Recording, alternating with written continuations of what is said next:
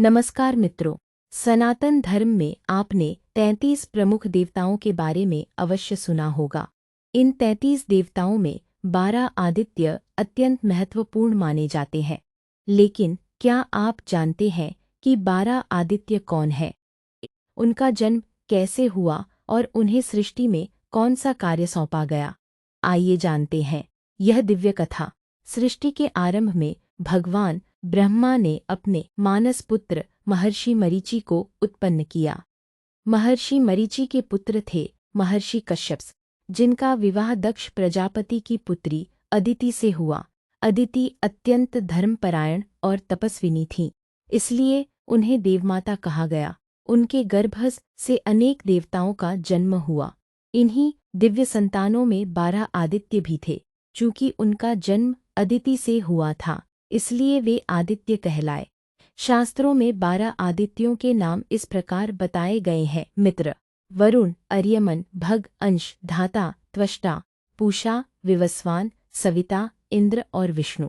भगवान ब्रह्मा ने इन 12 आदित्यों को सृष्टि के संचालन का महान दायित्व सौंपा। मित्र को मैत्री और सत्य की रक्षा, वरुण को जल और समुद्रों का संचालन, अर्यमन को धर्म और अतिथि सत्कार, भग को ऐश्वर्य और सौभाग्य, अंश को जीवों के भाग्य का विभाजन, धाता को सृष्टि की व्यवस्था, त्वष्टा को दिव्य निर्माण, पूषा को यात्रियों और पशुओं की रक्षा, विवस्वान अर्थात सूर्य को प्रकाश और ऊर्जा, सविता को जीवनदायिनी शक्ति, इंद्र को देवताओं का नेतृत्व और भगवान विष्णु को समस्त सृष्टि के पालन का कार्य सौंपा गया।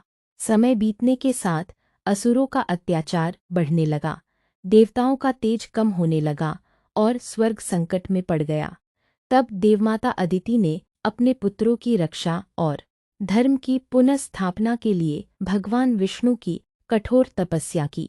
अदिति की तपस्या से प्रसन्न होकर भगवान विष्णु ने कहा, हे माता, मैं तुम्हारे पुत्र के रूप में अवतार लेकर देवताओं की सहायता करूंगा। इसके बाद भगवान विष्णु ने वामन अवतार धारण किया। उन्होंने दैत्यराज बलि से 3 पग भूमि मांगी और फिर अपने विराट त्रिविक्रम रूप से तीनों लोकों को नाप लिया। राजा बलि का अभिमान दूर हुआ और देवताओं को उनका स्वर्गलोक वापस प्राप्त हुआ। इस प्रकार धर्म की पुनर्स्थापना हुई और 12 आदित्यों का तेज फिर से समस्त संसार में फैल गया।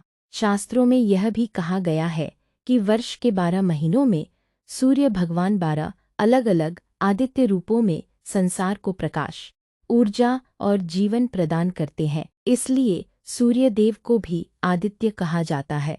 12 आदित्यों की यह कथा हमें सिखाती है कि सत्य, धर्म, प्रकाश, करुणा और न्याय ही जीवन का वास्तविक आधार है। जब भी संसार में अधर्म बढ़ता है, तब ईश्वर किसी न किसी रूप में धर्म की रक्षा अवश्य करते हैं।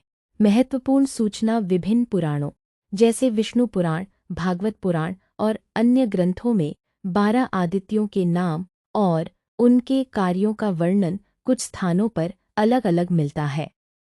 इस वीडियो में उन शास्त्रीय वर्णनों का सरल और संक्षिप्त सार प्रस्तुत किया गया है। यदि आपको 12 आदित्य की ये कथा पसंद आई हो तो वीडियो को लाइक करें, अपने मित्रों के साथ साझा करें और सनातन धर्म की ऐसे ही दुर्लभ एवं ज्ञानवर्धक कथाओं के लिए हमारे चैनल को सब्सक्राइब करना न भूलें।